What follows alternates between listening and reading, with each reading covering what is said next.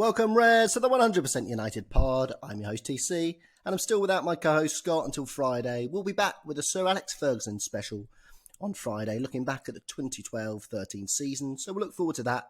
Today, I'll be taking you through the latest transfer rumours around Old Trafford, but first, let's look at the state of play, with everything still postponed. Now, the Premier League and the PFA are supposedly meeting today to discuss what to do moving forward, and all English football is obviously at the moment suspended. Now, this meeting today is with the League Managers Association as well.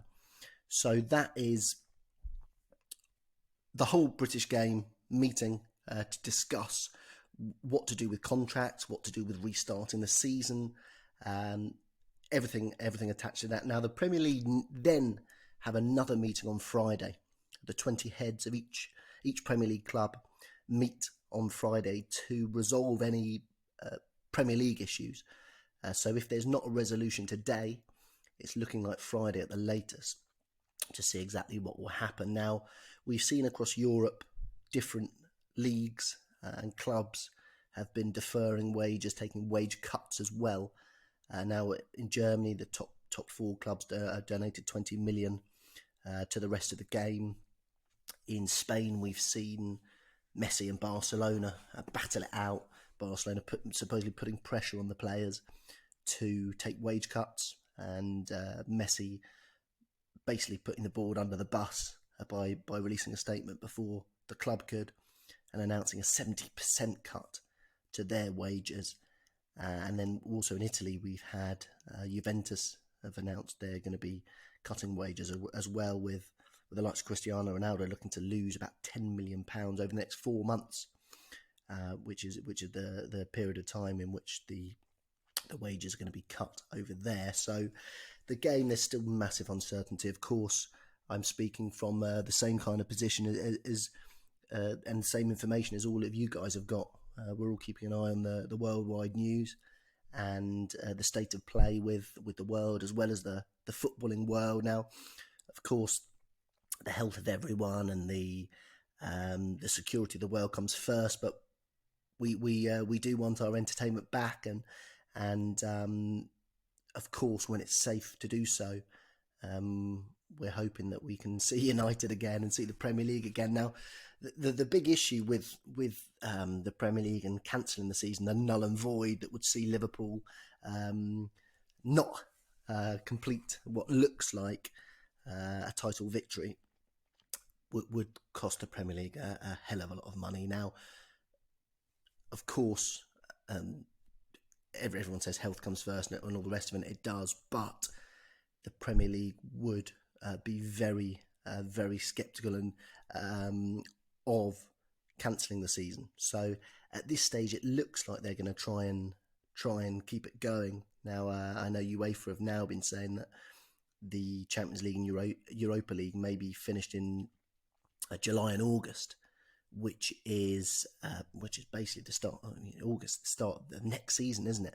So it looks like this thing is going to rumble on throughout the summer and on to next season. And as I say, countries in lockdown, countries are all doing things a little bit differently, but they're all following the same kind of trend now, which is everyone stays at home and businesses, bar a very select few, do not go on, especially businesses that require many, many people coming together like football does. So that's the way it stands.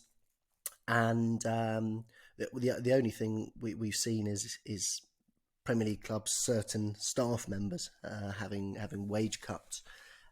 But it looks like the players are going to follow suit. But in English football, unlike Europe, the contracts are very different. The way it's a lot harder to change a contract in England, and you know what I'm hearing is that the English clubs are very worried that if they did force wage cuts, then players could leave on free transfers. This is having a knock-on effect, and of course, transfer rumours are flying around at the moment. The papers have not got too much to write about, so there's the transfer rumours surrounding United today will go from the sublime to the ridiculous. Now, as I mentioned at the top of the show, Cristiano Ronaldo is one of the players that is being affected by this wage cut. And if he was, as we're hearing, to lose out on 10 million over the next 4 months, Juventus would have to rearrange a contract with him, renegotiate, because Juventus could not pay that lump sum in one go without it affecting their financials very, very drastically. So the rumours today are that Cristiano Ronaldo might be up for sale. He might be on his way out of Juventus for a cut price £63 million. Now, Ronnie scored 25 goals in 31 games this season.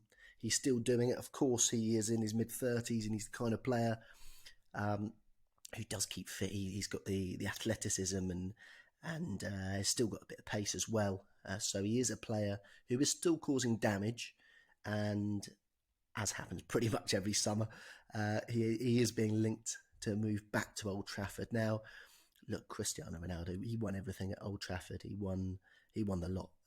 He starred. He turned from a boy to a man under Sir Alex Ferguson. Now, more often than not, in football or in life, they say don't go back. They say don't. If you left on good terms, and didn't live in great terms, but if you left a superstar and a legend of Manchester United, then to go back would be risking his legacy. But you never know. And Cristiano Ronaldo is a different beast, and he's torn up the script so many times. He was meant to decline very, very much earlier than this. People said that he was so reliant on his pace and power, but he does look after himself. Now, look, I'll say straight up here, I don't think Cristiano Ronaldo is going to come back to Old Trafford. I think we probably should have done it a couple of years ago when he went to Juventus. Some people are saying that it wouldn't have been a good move. I was up for it. I know that he's still got goals in him. I know he's a leader. He would be a great role model for these young players, and with all that pace around him, I personally wouldn't turn it down, but I don't think it's going to happen. Don't forget, Ronaldo did play with Ole Gunnar Solskjaer, and they are on good terms, and so who knows? Who knows? He's a goal scorer. Ole is known to like someone who takes a half chance out of nothing, and it is there. And of course, people are going to tie it into the Paul Pogba speculation. Now, Pogba recently has been seemingly smoothing things out with United and the fans, giving out positive messages, and he's been a bit more active recently on his social media and just in general. So who knows, but there is still that massive possibility that Paul Pogba will move on. Now, of course, in the current climate, there is a severe lack of clubs, if any, who could shell out 150 million on Paul Pogba. Now, you'd have to say, you look then at the possibility of money plus players, and Juventus have been the club that have been rumoured. A number of players actually have been rumoured in recent days, and you always link it to Paul Pogba. Now, obviously, if Juventus are being forced to get players out because of wages and a financial strain, then Paul Pogba costs an arm and a leg, plus his wages cost an arm and a leg. So I don't know exactly if that one adds up completely in terms of Pogba going to Juventus and other players coming the other way. But that's there, Cristiano Ronaldo popping up again. But as I say, I can't see that one happening.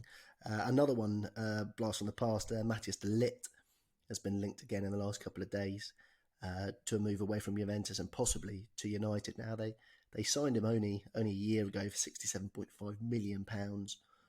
He was dropped a couple of times for Juventus, got back into the team because of injuries, really.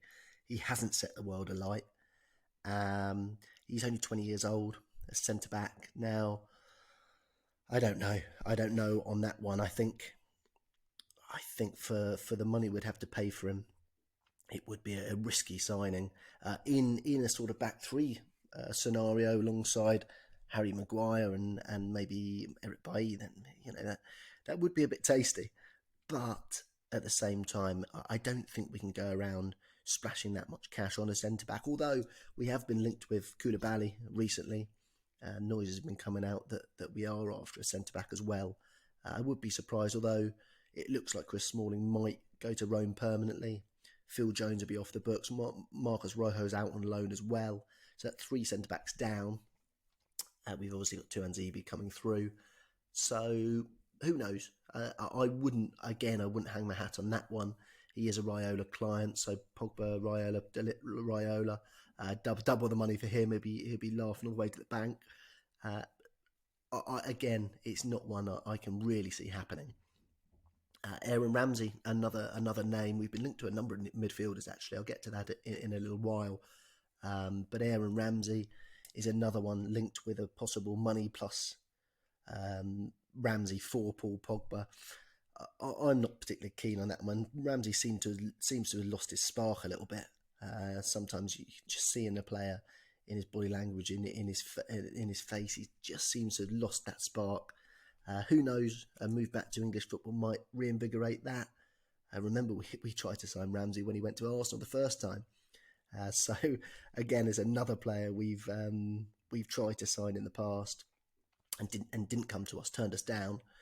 And to complete the set, actually, Paulo Dybala is another one that's been linked with a swap with Paul Pogba plus a bit of cash. I think we should steer clear of that one. I'd much rather focus our attentions on getting Jadon Sancho in. Of course, since the last pod, when I chatted about Sancho and raved about the possibilities of signing him, Dortmund have been seemingly priming the press and saying that coronavirus, no coronavirus, doesn't matter. The price still stands, £110 million for Jadon Sancho, and they're not going to move on that one. Now, of course, that's a bargaining move. That's a strong arm move from Dortmund, which they should be doing. Any club should be doing. We should be doing the same, and will be doing the same, I'm sure, with Paul Pogba. But no one knows. No one knows how this pandemic is going to affect the transfer fees. And if all transfer fees come down, Sancho's transfer fee will come down too, because the players they could buy with the lesser transfer fee will also have lesser transfer fees. So it's a knock-on effect. And I wouldn't worry too much about that one in terms of Dortmund priming the press. In fact, I would actually say it's a positive sign that Jadon Sancho is available, and Dortmund are just making sure they can get top buck for him, which they're gonna. He's 20 years old. His stats at that age surpass Messi and Ronaldo's at the same age.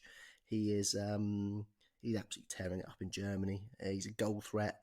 He's the top scoring Englishman alongside Rashford with 14 league goals in Europe's top 5 leagues this season, and he seems to fit the mould of what Ollie's looking for. And of course, he was raised across the way there at Manchester City, so it would be a stinger for them too. So a bit of fun, that one. It leads us on nicely actually to Jude Bellingham, the Birmingham midfielder, who did meet with Fergie and Ole Gunnar Solskjaer at Carrington recently, and was expected. Rumours were that he was on his way to United. Now, Bild over in Germany have been saying that there's a deal done with Dortmund already, and it just needs the signature from Bellingham. Now, this might be a situation where we step aside from Bellingham, and we know that Sancho's already going to happen. So, of course, I hope that's the case, and we will see on that one. And Bellingham apparently wants to emulate what Sancho has done. He's very happy with what Sancho was able to do in Dortmund. I wouldn't say it's such a bad move. Germany is a slightly lesser league. You have got a bit more freedom. You don't have the microscope. You think about Jadon Sancho, the microscope that he would have been under as a rising star in the UK, whereas he's kind of been off the radar a little bit in Dortmund, and he's able to make a few mistakes, which he has, able to grow as a player, without that sort of asphyxiating pressure that there is over in the Premier League. So we'll see on that one, but it looks like it could be Bellingham to Dortmund and Sancho to United, which would suit us very nicely, I'm sure. Another name that has been continuing to circle is Harry Kane. Now, Daniel Levy is one of the few football men who has voiced his concerns about this, the effect that the state of the world at the moment is going to have on the football game. He said, people who are talking about transfers, talking about football being the same, don't understand how much the world has changed effectively. So he is already priming people for the fact that it's not going to be the same at Spurs. Now, of course, if Harry Kane was to go, I'm sure Daniel Levy, he's renowned for squeezing as much as possible out of the transfer. He's English. He's at the peak of his game, and he would cost a fair old deal. But as I said at the top when I was talking about Ronaldo, Ole Gunnar Solskjaer loves a proper striker, and Harry Kane is a proper striker. He can take that half chance, and if he was available, I'm sure we'd be in the queue, because he could be a game changer, especially if he came alongside another big signing. I don't know how much we've got to spend this season. Of course, I'm hoping we're going to spend big. I'm hoping we've got a big war chest, but we really don't know what's going to happen and what the lie of the land is going to be when football does finally return. Rio Ferdinand was raving about the idea of Kane and Sancho. He said that if we could get those two in, we'd be back competing, and he might not be far off with that. It doesn't stop there though. The transfer rumours come thick and fast. Of course, United, the biggest story in town. So if a newspaper is going to make stories up, then United is pretty much first stop, because they know they're going to get plenty of clicks, plenty of attention. But Saul Niguez from Atletico, he's got a £115 million release clause, and apparently we want to activate it. Now, if that's the case, I would suggest that would probably rely on Paul Pogba leaving the club. I couldn't see us splashing that amount of cash on Niguez, whilst also strengthening other areas of the team and keeping Pogba. I'm not sure we've got the money for that. If we do, fantastic. But I wouldn't have thought that is the case. So we'll see with that one. And but Saul Niguez, God, if Pogba was to go, look, Saul Niguez in the midfield alongside Bruno would be something else. The midfield rumours, as I say, do keep on coming. We've got Donny van der Beek. Marca over in Spain have said we've made a very important offer to him, and we are very adamant that we're going to beat Real Madrid to his signature. Another midfielder who likes to attack. So again, I would have thought that would be reliant on us losing a midfielder too. And then you've got the Philippe Coutinho. I know a lot of United players wouldn't want him. He hasn't been great since leaving Liverpool, and a lot of people don't really want a sort of Liverpool cast-off, if you like. But he was the one who wanted to leave. And the other interesting part of this is that Brendan Rodgers is trying to reunite with Coutinho. It's a shame I haven't got Scott with me today, because he loves to do a Brendan Rodgers impression. I'm not sure it's half good, but if that was the case, then it opens the idea up that, of course, we've been heavily linked to Jack Grealish, and I'm sure everyone's seen over the weekend what's happened. He's obviously released a statement saying that everyone should stay at home and follow the guidelines that the government have put out.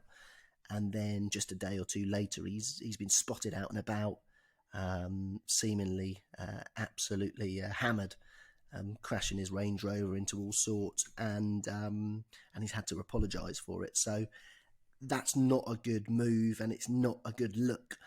And in this troubled time, people are very quick to look at scapegoats. And if you're on the verge and the rumours are that you're going to get a move to a massive club, just don't do it. Just stay at home. It just seems such a bonkers thing to do. But being locked at home does do strange things to different people. So He's only 24 years old.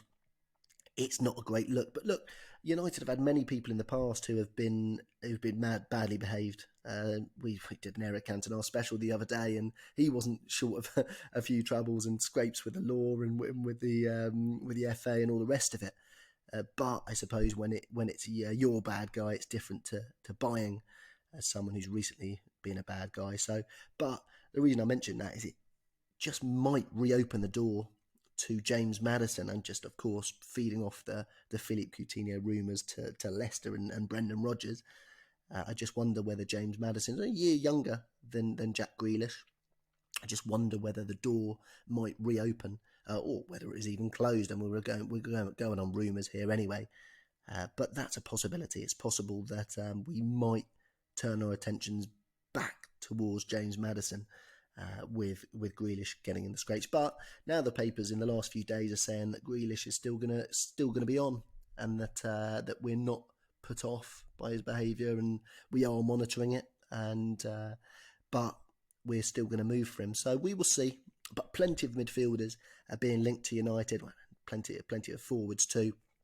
A couple of defenders chucked in there as well. So look. It's a good selection. I mean, they're all positive names that we're being linked with. Not too many dodgy ones in there. Although speaking of dodgy ones, I'm sure everyone was a little bit sick to their stomach when they read the other day Alexis Sanchez is reportedly obviously going to return to the club in the summer. Inter Milan have said no to the permanent deal, £17 million they could have got him for, and they turned their noses up at that. So. Says quite a lot for the way he's performed over there. Just a one goal there for the season. And apparently he is due, when he returns in the summer, to pick up a £1.1 million loyalty bonus from Manchester United. Now, I mean, that just stinks, doesn't it? I mean, we've been paying him half his wages to be at Inter Milan. We said last summer on the pod that it's bonkers. It's bonkers to be paying him that much and not getting anything for it. We were short up front anyway, and not that he was going to do anything about it. Now, of course, Ollie said that he's going to return in the summer and prove everybody wrong. I would suggest that Ollie will try and move him on in the summer or loan him out again. I can't see him being integrated back into the squad. You never know. You do never know in football. But £1.1 million loyalty bonus for that. Oh, dear me. Unbelievable. And talking of loyalty, Odion Ighalo, who's obviously come in and been sort of the polar opposite of Alexis Sanchez, has hit the ground running, has banged in a few goals, that absolute gorgeous volley that won the goal of the month for United, and totally deserved too. He's been offered £400,000 a week from Shanghai Shenhua. Now, look, that is a monstrous fee for Odion Ighalo to pick up. We won't be offering anything near that, and it might just it's a test, isn't it? And I would say in these times at the moment, I would say that it would be fantastic if you could show that love is greater than money, and that playing for your boyhood club is more than anything. It's more than picking up, and don't forget he's been picking up a king's ransom for a few years now in China, so he's got a few bucks to spare, and he's coming towards the end of his career. I hope that if we are offering him a new contract, that Ighalo will do the right thing, the thing that all of us would do as United fans, and pick United. And for once, it would be the other way around. Normally, people say that we offer the big contracts, and that's why we get players. So it would be a lovely thing, and I hope Ighalo does go for that and stay at Old Trafford. Anyway, thanks for joining me again today. Make sure you follow our Instagram at United100 Podcast so you keep up to date with the latest podcast news. Subscribe and review on your favourite podcast app or Spotify. Watch out for the Fergie's farewell special pod in a couple of days' time. It'll be loads of fun and great to have Scott back too. Stay safe, Reds. Cheerio.